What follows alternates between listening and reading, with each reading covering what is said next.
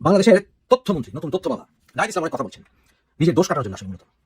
যেহেতু সে এখন সরকারে, তাকে তো গ্রিলিং করার অধিকার আমাদের আছে, তাই না? চলুন কিছু প্রশ্ন তথ্য বাবাকে জিজ্ঞাসা করি। যখন বাংলাদেশে এই বন্যা পরিস্থিতি হলো, তার আগে তুমি কোনো তথ্য পেয়েছিলে কি?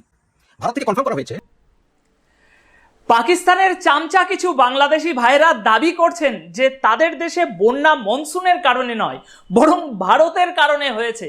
তাই আজকের এই সেশনে আমি এই পাকিস্তানি ভাইদের ভারত বিরোধী মনোভাবকে তথ্য প্রমাণ ও যুক্তির মাধ্যমে ঠিক মতো এক্সপোজ করার চেষ্টা করব। বিভিন্ন সোশ্যাল মিডিয়া পোস্টে নানা ধরনের ন্যারেটিভ দেখা যাচ্ছে। এখানে আমিনা নামের এক বুদ্ধিজীবী লিখছেন যে ইন্ডিয়া কোনো প্রাথমিক তথ্য না দিয়েই রাতের বেলায় ড্যাম খুলে দিয়েছে, যার ফলে অর্ধেক বাংলাদেশ পানিতে ডুবে গেছে এবং হাজার হাজার মানুষ ঘরছাড়া হয়ে পড়েছে। যে সমস্ত মানুষ পুরো সময় ধরে ফেক ভিডিও শেয়ার করে বলতো যে বাংলাদেশে হিন্দুরা বিপদে আছে, এখন তারা চুপ কেন? যখন হিন্দুদের বিপদের বিষয়ে এত আলোচনা হয়েছে, তখন বাংলাদেশে বন্যার বিষয়ে কেন আলোচনা হচ্ছে না? এই তো আমি নাজি আপনার অনুরোধ রাখতে চলে আসলাম আলোচনা করব আলোচনা, আর দেখাবো দুনিয়াকে আপনাদের ফেক ন্যারেটিভের আসল চেহারাটা। আজকে আপনাদের মতো পাকিস্তানিদের কাছ থেকে আর কি বা আশা করা যায়? আপনারা তো বাংলাদেশের স্বাধীনতাকেই অস্বীকার করেন। তবে ধন্যবাদ আমাদের কিছু নেতাদের, যারা আপনাদেরকে একটি স্বাধীন পরিচয় উপহার দিয়েছিল। তো যাই হোক, এখন আমরা সেই প্রসঙ্গে যাচ্ছি না। আপাতত আমরা আপনার মুখোশ সরিয়ে আসল চরিত্রটাকে দুনিয়ার সামনে তুলে ধরার কাজটাই করব। এখানে আফরান রাজ নামের এক পাকিস্তানি বুদ্ধিজীবী লিখছেন যে ভারত তাদের ড্যাম থেকে পানি ছেড়ে দিয়ে বাংলাদেশে একটি কৃত্রিম বন্যা সৃষ্টি করেছে। তিনি প্রশ্ন তুলেছেন, আমাদের কি এখনো ব্যাখ্যা করতে হবে কেন আমরা ভারতকে ঘৃণা করি? পরিস্থিতি এতটাই চরম পর্যায়ে পৌঁছেছে যে কিছু ছবিতে শেখ হাসিনা এবং মোদিজিকে ড্যামে জল ঢালতে দেখা যাচ্ছে, যেখানে ড্যামের জল উপচে পড়ছে আর বাংলাদেশ তলিয়ে যাচ্ছে। এই ধরনের খবর ও ছবি দেখে অনেকের মনে হতে পারে, সত্যি কি ভারত এই বন্যার কারণ? মানুষের মধ্যে ধারণা তৈরি হচ্ছে যে ভারত ইচ্ছাকৃতভাবে বাংলাদেশে বন্যা ঘটাচ্ছে। তবে এখন আসল খবর বেরিয়ে এসেছে। যারা চিৎকার করে করে গলা ফাটাচ্ছিল যে আমাদের উপর ভারতীয়রা ড্যাম খুলে পানি বর্ষণ করেছে, তাদের মুখ চুপ করানোর জন্য এই খবরটি যথেষ্ট। ভারত সরকার নিজে পরিষ্কারভাবে জানিয়ে দিয়েছে যে এই অভিযোগ সম্পূর্ণ মিথ্যে। এটি সম্পূর্ণ ভিত্তিহীন খবর যে ভারত তার ড্যাম খুলে বাংলাদেশকে বন্যার মধ্যে ফেলে দিয়েছে। কিছু নিউজ এজেন্সি এই দাবির সত্যতা যাচাই করে দেখেছে যে যেখানে বন্যা এসেছে এবং যেখানে ড্যাম অবস্থিত, তাদের মধ্যে অবস্থানগতভাবে বড় পার্থক্য রয়েছে। এরপর ভারত সরকার একটি আনুষ্ঠানিক বিবৃতি প্রকাশ করে। সেখানে তারা স্পষ্টভাবে জানায় যে ভারত বাংলাদেশের এই বন্যার জন্য মোটেই দায়ী নয়। এই মিথ্যে অভিযোগের কোনো ভিত্তি নেই। আর এই বিবৃতিটি সকল সাধারণ মানুষ ও মিডিয়ার জন্য অত্যন্ত গুরুত্বপূর্ণ, যা পড়া এবং শোনা খুবই জরুরি। ভারতের পররাষ্ট্র মন্ত্রণালয়ের পক্ষ থেকে রণধীর জয়সওয়াল সাহেব যে ব্যাখ্যা দিয়েছিলেন তা কিছুটা এরকম যে ওই অঞ্চলে এখন ক্রমাগত বৃষ্টি হচ্ছে এবং ওই অতি বৃষ্টির কারণে ওখানে স্বাভাবিকভাবেই বন্যা তৈরি হচ্ছে। এখন যারা দাবি করছে যে ড্যামের আপস্ট্রিম খুলে দেওয়া হয়েছে এবং তার ফলেই বন্যা হয়েছে, এটি সম্পূর্ণ তথ্যগতভাবে ভুল। প্রকৃতপক্ষে ডানভার ড্যাম প্রায় 120 কিমি উপরের দিকে অবস্থিত এবং এর উচ্চতা খুব কম। এছাড়াও এখান থেকে উৎপাদিত বিদ্যুৎ ত্রিপুরা দ্বারা বন্টন করা হয়, যার 40 মেগাওয়াট বিদ্যুৎ বাংলাদেশকেও সরবরাহ করা হয়। এর মানে এই নয় যে আমরা এই ড্যাম শুধুমাত্র নিজেদের জন্য তৈরি করেছি। এর সুবিধা দু হাত পেতে বাংলাদেশও নিচ্ছে। এছাড়াও আমরা এই ড্যামে 3টি পর্যবেক্ষণ কেন্দ্র তৈরি করেছি।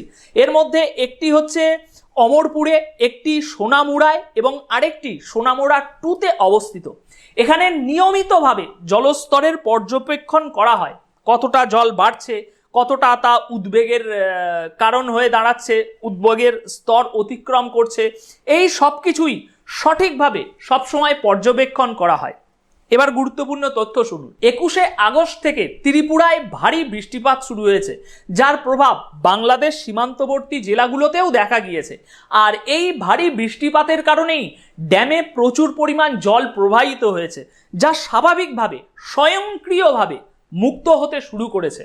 বন্ধুরা, এখানে স্বয়ংক্রিয়ভাবে মুক্ত হওয়ার বিষয়টি বোঝা গুরুত্বপূর্ণ, কিন্তু অত্যন্ত। আসলে ড্যামের গেটগুলো খোলা হয়নি। বাংলাদেশকে ভাসিয়ে দেওয়ার জন্য কেউ ইচ্ছাকৃতভাবে এরকম ঘুরিয়ে ঘুরিয়ে গেটগুলো খুলে দেয়নি। এটা পাকিস্তানি ভাইদের নিজস্ব মন গড়া একটি গল্প। এই তথ্যটি ত্রিপুরার কৃষি মন্ত্রীর থেকে জানা গেছে। মন্ত্রীর কথায়, আমরা ড্যামের কোনো গেট খুলি নাই। প্রকৃতপক্ষে এই ড্যামের হাইড্রো পাওয়ার গেটের উচ্চতা হলো 94 মিটার। 94 মিটার পর্যন্ত জল ড্যামের ভিতরে স্বাভাবিকভাবেই জমা হবে, কিন্তু এরপর যদি বৃষ্টিপাত আরও বেড়ে যায় তাহলে পানি গেটটি পার করে স্বয়ংক্রিয়ভাবে বাইরে বেরিয়ে আসবে। বোঝা গেল আসল সমস্যা কোথায় হয়েছে? সেটা কি দেখতে পাচ্ছেন? চলুন আরও একটু সহজ করে বোঝাই বিষয়টিকে আপনাদের। অর্থাৎ যদি ড্যামের ভিতরে জলের স্তর বেড়ে যায় তাহলে জল গেটের উপর থেকে বেরোতে শুরু করবে, এবং ঠিক এটাই ঘটেছে। একবার জলের স্তর 94 মিটারের উপরে চলে গেলে তা স্বয়ংক্রিয়ভাবে গেট দিয়ে বেরিয়ে যাবে। আবার যখন জলাশয়ের স্তর 94 মিটারের নিচে নেমে আসবে তখন গেট স্বয়ংক্রিয়ভাবে বন্ধ হয়ে যাবে। অর্থাৎ এই ড্যামের গেট স্বয়ংক্রিয়ভাবে খুলে যাবে। কোনো মানুষ ঘুরিয়ে খুলবে না, গেট স্বয়ংক্রিয়ভাবে খুলে যাবে যদি জলের স্তর 94 মিটারের উপরে চলে যায়। কারণ এরকম না হলে অন্যথায় ড্যাম ভেঙে পড়বে এবং বিপদ আরও 10 গুণ বেড়ে যাবে। ড্যামের একটি নির্দিষ্ট ক্ষমতা থাকে এবং সেই ক্ষমতার চেয়ে বেশি জল হলে ড্যামের দেওয়াল ভেঙে যাওয়ার সম্ভাবনা থাকে। একটি উন্নত প্রযুক্তির ড্যামের এটাই হলো বিশেষত্ব, যে যদি জলের স্তর বেশি বেড়ে যায় তাহলে ড্যামের গেট স্বয়ংক্রিয়ভাবে খুলে যাবে। আর 94 মিটার হলো এই ড্যামের সুরক্ষিত স্তর, এবং ড্যামের এই বিশেষ তথ্যগুলো বাংলাদেশ গভর্নমেন্টকে অনেক আগেই জানানো হয়েছিল। যখন বাংলাদেশে একটা স্থিতিশীল সরকার ছিল তখন এই সব তথ্য সঠিকভাবে তাদের সঙ্গে যোগাযোগ করা হতো। কিন্তু বর্তমান সরকারে যাদের আনা হয়েছে তাদের কাছে এই ধরনের সরকারি তথ্যের অভাব রয়েছে। যদিও এই বিষয়টি আমরা বা ভারত সরকার সরাসরি বলতে এখন পারি না, তাই ভারত সরকারের পক্ষ থেকে স্পষ্টভাবে বলে দেওয়া হয়েছে যে এই দুর্ঘটনার পিছনে টেকনিক্যালি পয়েন্ট তো এটাই, এই ঘটনাটি ঘটেছে বাংলাদেশ সরকারের ব্যর্থতার কারণে, নাকি ভারত সরকারের কোনো হিংসাপরায়ণ কাজের জন্য। তবে এখানে একটা মহা গোলমাল হয়েছে, যার জন্যই সন্দেহ আরও বেড়ে গেছে যে ভারতই এই বন্যার জন্য দায়ী, এবং এর ফলে কিছু লোকের মধ্যে অদ্ভুত এক ধরনের খুশি দেখা গেছে। তারা বলছে, শোনো বৎস, বেশি গন্ডগোল করলে এখন তো একটা ড্যাম খুলেছি, এরপর কিন্তু 8টা 10টা খুলে দেব, তখন ভেসে যাওয়ার জন্য জায়গাও খুঁজে পাবে না। এদিকে আমাদের লোকেরা কম যায় না তো, তারা ওদের হুমকি দিচ্ছে, দেখো তোমাদের সীমার মধ্যে থাকো, বেশি ফালতু বক বক করো না, ড্যাম খুলে দেওয়া হয়নি তাতেই তোমরা অর্ধেক ভেসে গিয়েছো। ভাবো যদি সত্যি সব ড্যাম খুলে দেওয়া হতো তাহলে কি হতো। আমাদের দিকের লোকেরাও এখন এরকম পুরোপুরি একেবারে ফুল ফায়ার মুডে রয়েছে। যাই হোক, এখন আসল বিষয়ে ফিরে আসি। ডেটা দেখাচ্ছে যে এই জলস্রোত যা বাংলাদেশের দিকে যাচ্ছিল তা 21 তারিখ দুপুর 3টে পর্যন্ত রিপোর্ট করা হয়েছিল। 21 তারিখে দুপুর 3টে পর্যন্ত জানানো হয়েছিল যে জল কতটা প্রবাহিত হচ্ছে, কিন্তু সন্ধ্যা 6টার দিকে বন্যা বেড়ে যাওয়ার কারণে বিদ্যুৎ বিভ্রাট ঘটে, অর্থাৎ বিদ্যুৎ চলে যায়। এই পরিস্থিতিতে আমরা তারপর থেকে আর কোনো যোগাযোগ করতে পারিনি। কিন্তু পাকিস্তানের দালালেরা এই কদিন ধরে চেঁচিয়ে যে গলা ফাটালো যে ড্যাম খুলে দেওয়ার আগে কেন আমাদেরকে বার্তা দেওয়া হলো না, তাহলে জেনে রাখো বেটা, খবরদার এরকম আচরণ যেন আর না দেখি। বার্তা তোমাদেরকে অনেক আগে থেকেই দেওয়া হয়েছিল, তোমাদের সরকার সেই বার্তা কানে ঢোকায়নি, উল্টে আমাদের তরফ থেকে যে বার্তা দেওয়া হয়েছে সেটাই দেশবাসীকে জানায়নি। আচ্ছা, আমার মুখের কথা আর কি শুনবে, এটা তো আর বিশ্বাস করার মতো না, তাই না? চলো এবার তোমাদের নিজের দেশের মানুষের কাছ থেকেই শোনো তোমাদের মন্ত্রীদের ব্যর্থতার গল্প। হ্যাঁ, এই এই যে লোককে এখন দেখাবো, এই লোক কিন্তু আওয়ামী লীগ করে না, বরং আওয়ামী লীগের বিরোধী একজন মানুষ। দেখো এই লোক তোমাদের মন্ত্রীকে কিভাবে ধোলাই করছে। বাংলাদেশের তথ্যমন্ত্রী, নতুন তথ্য বাবা নাহিদ ইসলামের কথা বলছেন নিজের দোষ কাটার জন্য আসলে মূলত। যেহেতু সে এখন সরকারে, তাকে তো গ্রিলিং করার অধিকার আমাদের আছে, তাই না? চলুন কিছু প্রশ্ন তথ্য বাবাকে জিজ্ঞাসা করি। তো নাহিদ, তথ্য বাবা, আমি কিছু প্রশ্ন করি। যখন বাংলাদেশে এই বন্যা পরিস্থিতি হলো, তার আগে তুমি কোনো তথ্য পেয়েছিলে কি? ভারত থেকে কনফার্ম করা হয়েছে যে ভারত থেকে 21শে অগস্ট, কারণ তুমি 22শে অগস্টে কথা বলা শুরু করেছো বিকালে, কিন্তু 21শে অগস্টে বিকেল 3টার সময় ভারত থেকে মেসেজ এসেছিল যে ভারতে ভয়ঙ্কর পানি বেড়ে যাচ্ছে। সে মেসেজ এসেছিল কোথা থেকে তুমি জানো তথ্য বাবা? জম্বুর জ্যামের পরে 3টা ওয়াচ স্টেশন থাকে, অর্থাৎ ফ্লাড ওয়ার্নিং স্টেশন থাকে 3টা, আমারপুর, সোনামুড়ি এবং সোনামুড়ি 1, সোনামুড়ি 2, মানে 3টা। এর ভিতরে একটা আমারপুরের সাথে বাংলাদেশের সাথে বাইলেটারাল চুক্তি আছে। বাইলেটারাল চুক্তি বোঝো তুমি? সে বাইলেটারাল চুক্তি অনুসারে আমাদেরকে ভারত জানাবে যে বন্যা পরিস্থিতি বা যদি দুর্ঘটনা কোনো হতে পারে, যেমন বাংলাদেশে জলোচ্ছ্বাস হতে পারে, বন্যা হতে পারে, সেখান থেকে তাদের পক্ষ থেকে আমরা রিয়েল টাইম ডাটা সংগ্রহ করি। বিকেল 3টা 21শে অগস্ট আমাদের কাছে ওয়ার্নিং এসেছিল। জাতিকে সেটা বলনি কেন বাবা? তথ্য বাবা সেটা বলনি কেন? 6 ঘটিকায় ওদের পাওয়ার আউটেজ হয়, মানে ইলেকট্রিক ফেলার হয়। সেই ইলেকট্রিক ফেলার কারণে তারা আর আমাদেরকে জানাতে পারছিল না, কিন্তু তারা অল্টারনেটিভ কাজ করছিল। তাদের যে পাওয়ার মিনিস্টার, সে জানিয়েছিল তার ফেসবুকে, অফিসিয়াল তার যে ফেসবুক আছে, ভেরিফাইড পেজ, সেটা জানিয়েছিল যে কোনো প্রকার ফ্লাড গেট খোলা হয়নি, কোনো রকম সুইচ গেট খোলা হয়নি। সেখানে তাদের সিস্টেম আছে, সিস্টেম হচ্ছে 94 মিটারের উপরে পানি উঠে গেলে অটোমেটিক তাদের গেট খুলে যাবে এবং 94 মিটার কমে আসলে অটোমেটিক বন্ধ হয়ে যাবে। সেখানে কোনো ম্যানুয়ালের কাজ ছিল না। এবং সেই পানি 94 মিটারের উপরে উঠেছিল। উঠে নাই কি? তুমি খবর নিয়েছো উঠেছিল কিনা? খবর নিয়েছো তথ্য বাবা? নেওনি। তো 94 মিটারের উপরে পানি উঠে অটোমেটিক খুলে যাবে, 94 মিটার কমে আসলে অটোমেটিক বন্ধ হয়ে যাবে। এবং তাদের ওই গোমতী ডিস্ট্রিক্টের যে ডিসি, সে তার ভেরিফাইড পেজে 6:30 সময় জানালেন যে সেই ডম্বুর গেটের ফ্লাড যে বাঁধ, তার ভিতরে একটি গেট পুরোটা খুলে গেছে এবং আরেকটি 50% খুলেছে, এবং এটা পানি লেভেল হাই হওয়ার জন্য। এবং তারপর পুরো ত্রিপুরা আগে ফ্লাড হয়েছিল। ত্রিপুরা আগে ফ্লাড ছিল না পরে ফ্লাড ছিল? এই গেট খোলার আগে কিন্তু ত্রিপুরা ফ্লাড, কারণ এই যে হেভি রেইন, এটা ডম্বুরের ওই পাশে না এই পাশে বেশি হয়েছে হেভি রেইন, সেটা বাংলাদেশে হয়েছে হেভি রেইন। সুতরাং ফ্লাডটি মূলত এই হেভি রেইনের কারণে হয়েছে এবং ডম্বুরের বাঁধটি থেকে খোলার কারণে সেটা 94 মিটার নিচে নেমে বন্ধ হয়ে গেছে। তার একটা সুইচ গেট খোলা হলো, তার সুইচ গেট খোলা হয়েছে এবং কোনো প্রমাণ, এভিডেন্স, তথ্য বাবা তোমার কাছে আছে কি? অযথা কেন দেশের এই নাজুক পরিস্থিতিতে দেশকে উত্তেজিত করাই তোমাদের স্বভাব হয়। এরপরে ওই বাঁধটি একটা ছোট বাঁধ, কোনো বিশাল বড় বাঁধ না, সেখান থেকে বাংলাদেশেও 40 মেগাওয়াট বিদ্যুৎ পায়, আমাদের লাভ হয়। কিন্তু সেখানে এত পানি রিজার্ভার ক্যাপাসিটি নেই যে ত্রিপুরা এবং বাংলাদেশের 5টি জেলা বাংলাদেশ ভাসিয়ে দেবে। এত পানি নেই সেখানে, পুরোটা খুলে দিল। এটা কি তথ্য সংগ্রহ করেছো? সংগ্রহ করেছো তথ্য? কি হলো, পাকিস্তানের দালালেরা মাথা পরিষ্কার হলো এবার? তোমরা তো তোমাদের যোগ্য জবাব নিজেদের লোকের কাছ থেকেই পেলে। তবে এখনো যদি কোনো সন্দেহ থেকে থাকে তাহলে শোনো, ত্রিপুরার মন্ত্রী তো বলেই দিয়েছে যে তিনি তোমাদের বিজ্ঞ মন্ত্রী নাহিদকে নিজের গাড়ি করে ওই যে ডুম্বুর যে এলাকা আছে ওটা দেখাতে নিয়ে যাবে। এর থেকে আর কি চাও? তাহলে নাহিদকে একটু পাঠিয়ে দাও ত্রিপুরাতে, প্রমাণ করে আসুক যে ভারত ইচ্ছাকৃতভাবে ড্যাম খুলে দিয়েছিল, এটা প্রমাণ করে আসুক, বেইজ্জত হয়ে যাক ভারত সারা দুনিয়ার সামনে। না, সেটা নিয়ে তোমরা কোনো আন্দোলন করবে না যে আমাদের মন্ত্রীকে পাঠানো হোক, ভারত যে শত্রুতা করে জল ছেড়ে দিয়েছে সেটা দুনিয়ার সামনে প্রমাণ করতে আমাদের মন্ত্রীকে পাঠানো হোক। না, এটা তোমরা করবে না, তোমাদের সে কম্য নয়। তোমরা শুধু বড় বড় ভাষণ দিতে পারো, হাতে মাইক ধরে, বয়কট বয়কট ইন্ডিয়া বয়কট, এরকম শুধু হাতে মাইক নিয়ে ভাষণ দিতে পারো, আর নিজেদের স্বার্থসিদ্ধির জন্য রাস্তায় দাঁড়িয়ে চেঁচিয়ে চেঁচিয়ে মানুষের ব্রেন ওয়াশ করতে পারো।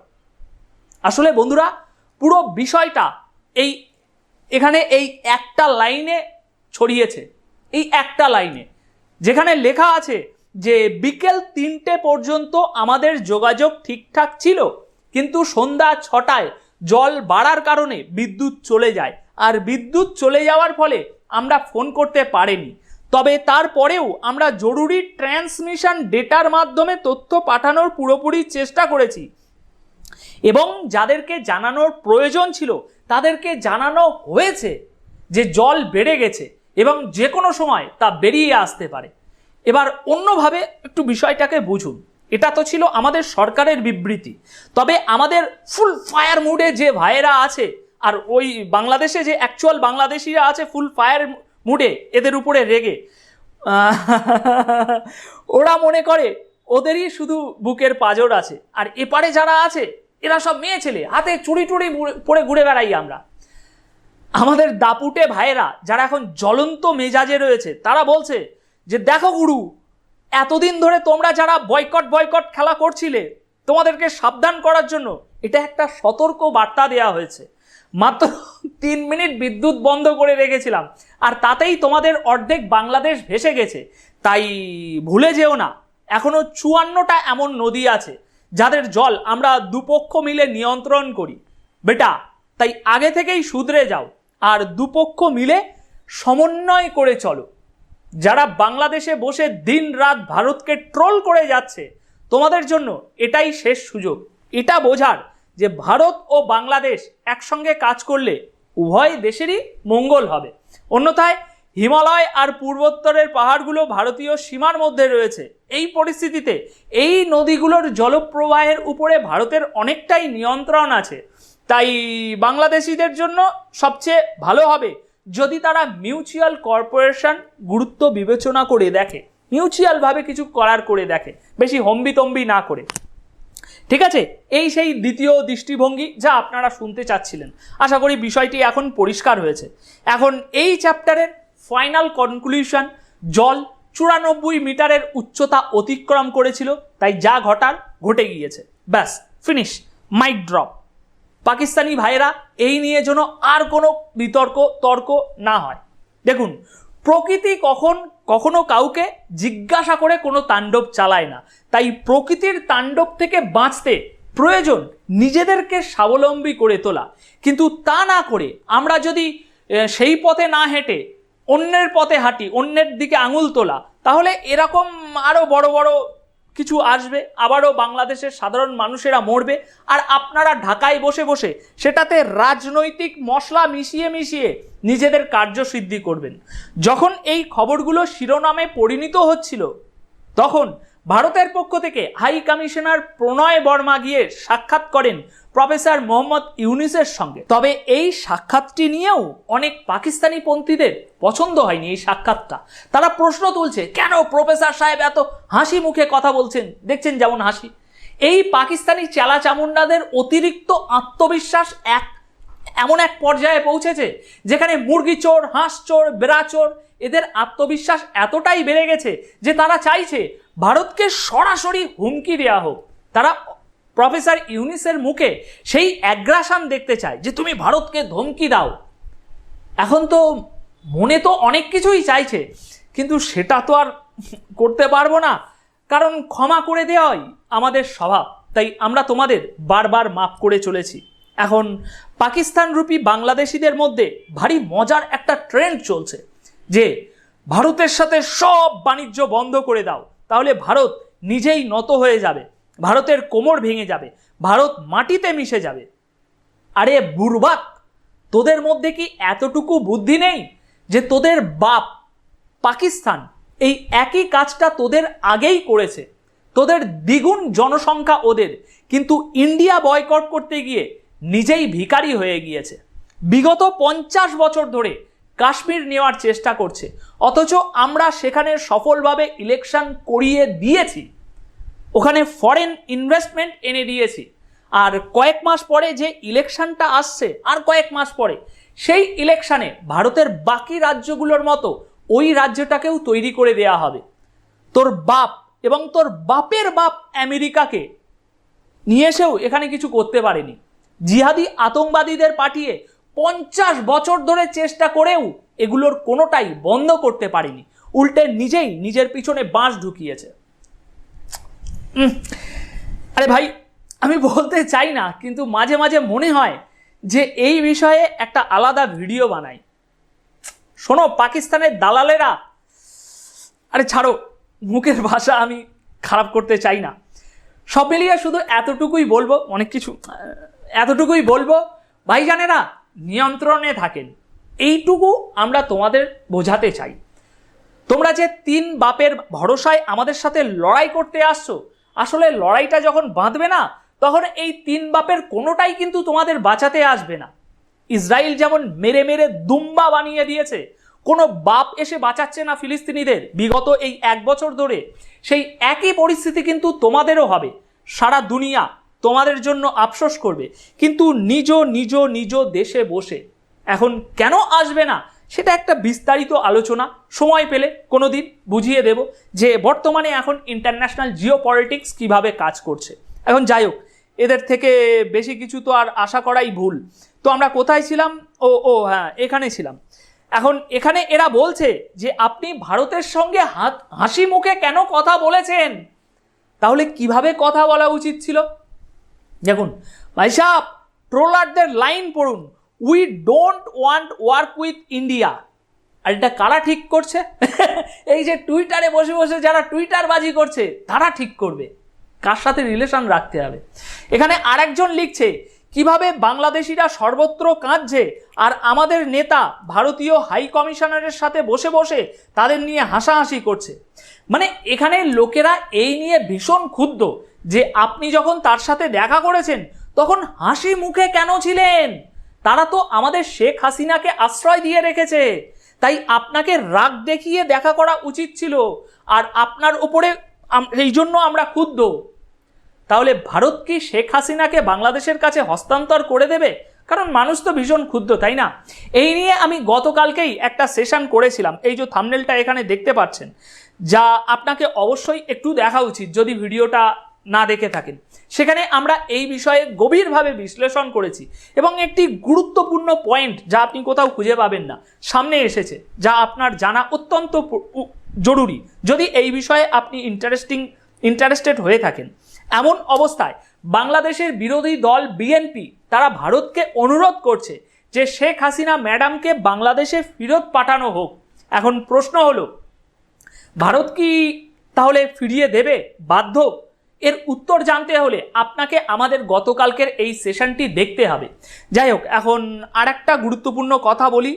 কিছু পাকিস্তানি ভাইয়েরা মনে করে যে শিলিগুড়ি করিডোরের কারণে আমরা তাদেরকে ভীষণ ভয় পাই।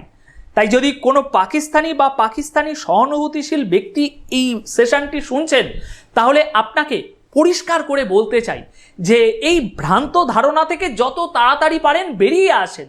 ভারতকে জব্দ করার জন্য অন্য কোনো পরিকল্পনা বানান, কারণ আপনাদের এই ছেলে খেলা মার্কা পরিকল্পনা তোপের আগায় উড়ে যাবে। কারণ আমরা আমাদের মাল মশলাগুলো প্রতি বছর 15ই আগস্টের রাজপথে শো করার জন্য বানিয়ে রাখিনি, ওগুলো ফাটাতে আমাদেরও একটু মন চায়।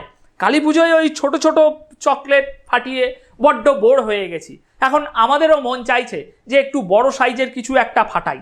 আপনাদের শরীরে যেমন রক্ত গরম আছে, 18 কোটি মানুষের রক্ত, 18 কোটি না 14 কোটি মানুষের রক্ত গরম আছে, সেরকম আমাদেরও 100 কোটি মতো মানুষের এরকমই রক্ত গরম আছে। আমরাও চাইছি কিছু একটা করতে, আপনারা যেমন মরিয়া আমরাও তেমন মরিয়া, চাইছি কিছু একটা করতে, কিন্তু আমাদের সরকার তো সে করে না। তাই আপনারা একটু এগিয়ে আসুন যাতে করতে বাধ্য হয়। তাই আপনারা যত তাড়াতাড়ি সম্ভব আপনাদের যেসব মালপত্র আছে সব নিয়ে বস্তা নিয়ে শিলিগুড়ি করিডোরে আসুন। বেশি কিছু না, একটা ওয়ানডে ম্যাচ হবে ভাইজান। এতদিন তো আপনাদের ক্রিকেট টিমের সাথে খেললাম, এবার একটু সেনাবাহিনী টিমের সাথে নাই খেলার সুযোগ দিন। শুনো বেটা, যেদিন আমাদের ধৈর্য হারিয়ে যাবে আমরা আমাদের শিলিগুড়ি করিডোরকে আরো চওড়া করে নেব। বুঝতে পেরেছেন? চওড়া করার মানে কি? আমরা উপরের অংশকে এমনভাবে খালি করিয়ে নেব যে তখন না থাকবে বাঁশ, না বাজবে বাঁশি। আজ আপনাদের প্রতি সম্মান দেখানো হচ্ছে কারণ আমরা আমাদের শিলিগুড়ি করিডোরকে ওই সীমার মধ্যেই রাখতে চাই এবং চাই আপনাদেরও কিছু ভূমিকা থাকুক ওখানে। কিন্তু যদি পরিস্থিতি খারাপ হয় তাহলে এমনও হতে পারে কিন্তু যে যদি পরিস্থিতি খারাপ হয় বিএসএফ হয়তো সীমান্ত সরিয়ে সোজা ঢাকায় গিয়ে বসে পড়লো। এখন আমেরিকা যখন আসবে যা করবে দেখে নেওয়া যাবে। আমরা তার আগে শিলিগুড়ি করিডোর একটু বড় করে সরাসরি লাইন টু লাইন মেলাবো। কারণ ভারতের ভিতরে এখন কিছুদিন ধরে বিশাল দাবি উঠছে যে বাংলাদেশকে অন্তর্ভুক্ত করেই নেওয়া হোক। তাই বেশি কথা বললে তো অনেক দূর পর্যন্ত চলে যাবে। আপাতত এইটুকু বুঝে রাখুন যে এখন দুপক্ষের মধ্যে ভালো সম্পর্ক এবং আচরণ বজায় রাখা উচিত, তাতেই দুই দেশের মঙ্গল। তো বন্ধুরা, আশা করি অনেক বড় একটা ছবি আপনাদের মাথায় একদম স্পষ্ট করে দিতে পেরেছি। এখন সবকিছু জানা ও বোঝার পর আপনাদের কি মন্তব্য তা অবশ্যই কমেন্ট বক্সে জানিয়ে যাবেন। আর যদি আমাকে গালাগালি নিছকে দিতে ইচ্ছা করে তাহলে সেটা লিখতে একদমই কোনো দ্বিধা করবেন না। অনুপ তাহলে আজ এখানেই বিদায় নিচ্ছে। দেখা হচ্ছে পরবর্তী সেশনে এরকমই কিছু ইন্টারেস্টিং টপিকের সাথে।